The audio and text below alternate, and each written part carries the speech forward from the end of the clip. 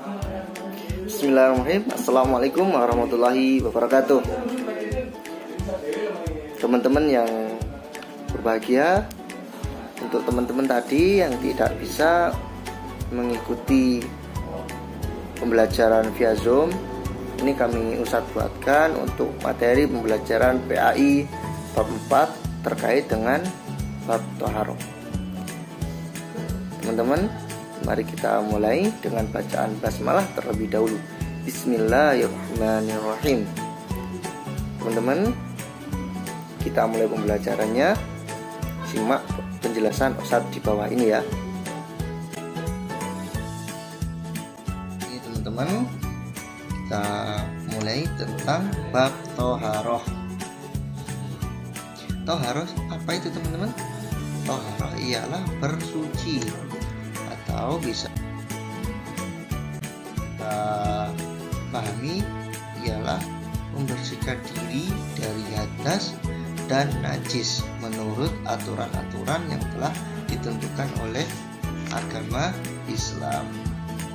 Jadi thaharah itu adalah membersihkan diri dari hadas dan najis menurut aturan-aturan yang telah ditentukan oleh agama Islam.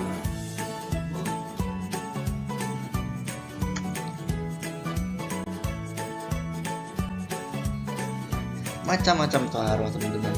Macam-macam thaharah ini dibagi menjadi dua, yaitu dari najis, dan yang kedua thaharah dari hadas. Apa sih Ustaz perbedaannya antara bersuci dari hadas dan hadas, atau apa sih Ustaz perbedaannya najis sama hadas itu? Ini teman-teman.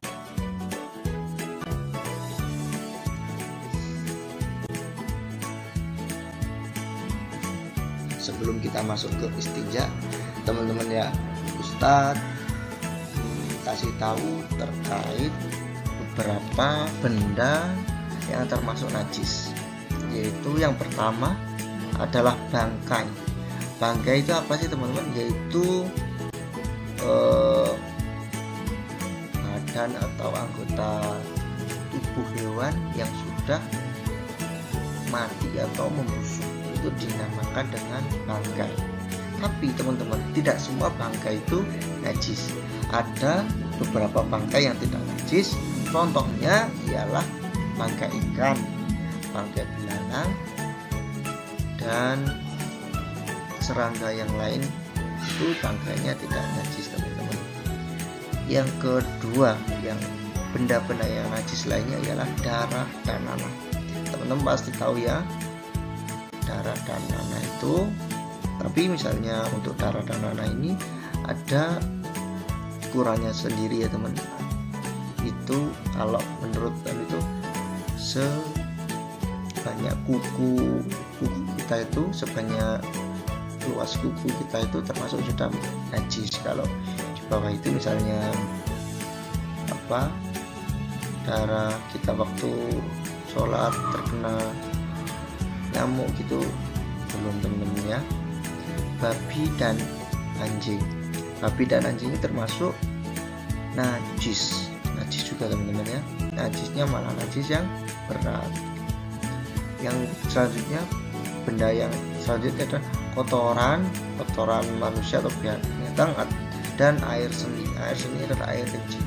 Jadi air kencing dan kotoran manusia, hewan dan lain-lain itu termasuk dengan najis. Yang selanjutnya, benda selanjutnya adalah minuman keras. Minuman keras itu ialah najis teman-teman. Makanya kita diharapkan untuk meminumnya, yaitu minuman yang memabukkan. Minuman yang memabukkan itu termasuk haram dan najis. Nah, sekarang kita masuk ke istinja. Istinja itu apa sih? Istinja ialah membersihkan kubul dan dubur setelah kita buang air besar atau air kecil.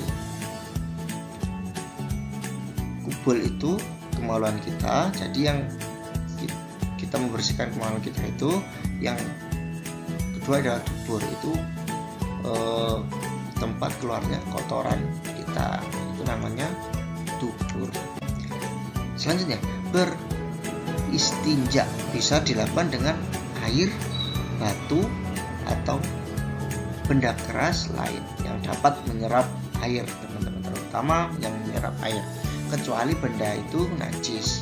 Jadi misal benda itu najis tidak boleh untuk beristinja, teman-teman. Kemudian bersihkan dengan air jika mendapatkannya. Meskipun diperbolehkan beristinja dengan batu, tetapi kita itu diutamakan tetap menggunakan air, teman-teman. Jadi misalnya di rumah kita ada air, ya kita membersihkan atau beristinja itu menggunakan air. Misal kalau nggak ada, memang pas kesulitan air atau pas musim kemarau nggak ada air, boleh menggunakan batu atau tisu atau kapas atau yang lain yang bisa menyerap air, teman-teman. Jadi kalau kita selepas buang air kecil nggak ada air, kita bisa membersihkannya dengan kapas, tisu, batu atau yang lain-lain. Tetapi setelah kita menemukan air, kita bisa membersihkannya lagi dengan air.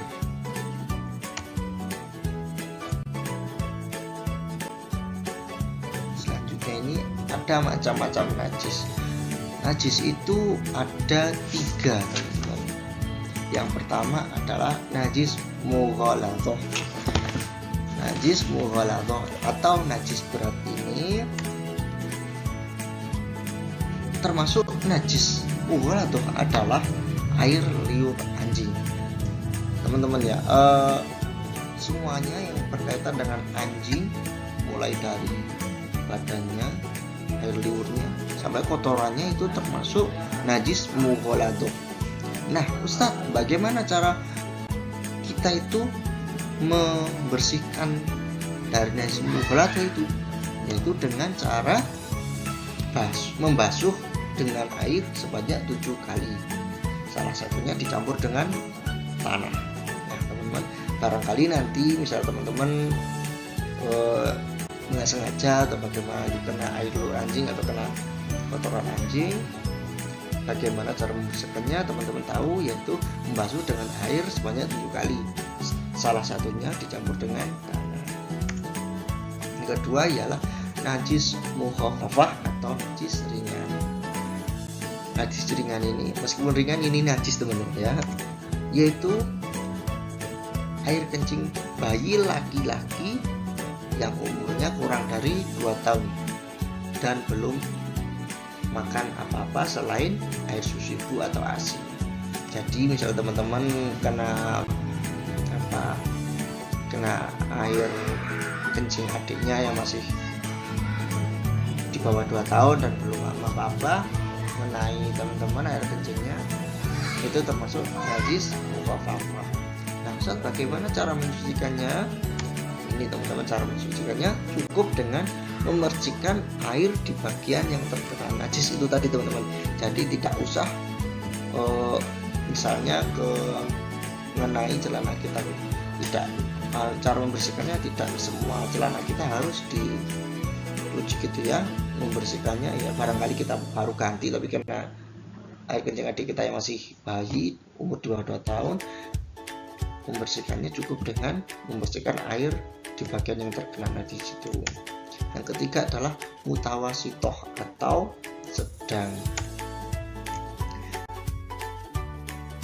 Najis mutawasitoh sendiri ini ada 2, teman-teman.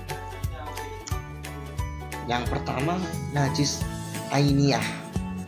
Najis ainiyah yaitu najis yang nyata atau terlihat benda, sifat, bentuk, warna, dan baunya. Contohnya adalah kotoran hewan dan manusia.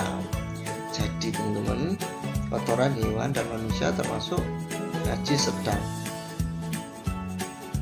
Disebut juga najis ainiyah karena bisa terlihat bentuk, warna, dan baunya. Cara membersihkannya bagaimana? Atau cara mencucikannya bagaimana, Ustaz? Cara mensucikannya ialah hilangkan zat dan sifat air dengan bersih. Misal kita itu terkena kotoran ayam atau apa ini, dengan caranya ya misalnya yang terkena itu kaki kita tuh tidak sengaja menginjak kotoran ayam gitu. Cara membersihkannya hilangkan zat atau sifat dengan air bersih, yaitu dibersihkan dengan air, bisa dibersihkan dengan sabun biar bentuk warna baunya hilang. Nanti kalau kita bersihkan pakai sabun, insya Allah baunya akan hilang warna dan bentuknya ya teman-teman. Yang kedua, najis umiyah. Najis umiyah ini termasuk najis mutawasito, najis sedang, yaitu najis yang tidak nyata, tidak kelihatan benda maupun sifatnya, tetapi kita yakini ada, misalnya bekas air kencing yang sudah kering. Misal teman-teman malamnya kecapean karena siangnya habis belajar atau main, malamnya akhirnya ngompol nggak segera dibersihkan, tidur lagi, bangunnya sudah kering. Jadi cara mensucikannya itu bagaimana? Yaitu alirkan air di bagian yang terkena najis, lalu bersihkan hingga bersih. Itu cara membersihkannya, dialirkan airnya itu mengalir ke tempat yang terkena najis itu atau kena pipis itu tadi, mungkin air kencing. Tapi teman-teman mungkin langsung dicuci ya, gitu. Mungkin itu teman-teman yang bisa Ustaz sampaikan terkait bab thaharah ini. Misal ada penjelasan Ustaz atau kata-kata Ustaz yang kurang atau masih kurang paham, bisa ditanyakan ke Ustaz langsung, ke Ustaz Arif ya. Oke, mungkin itu yang bisa Ustaz sampaikan. Kita tutup dengan doa kafaratul majelis bersama-sama.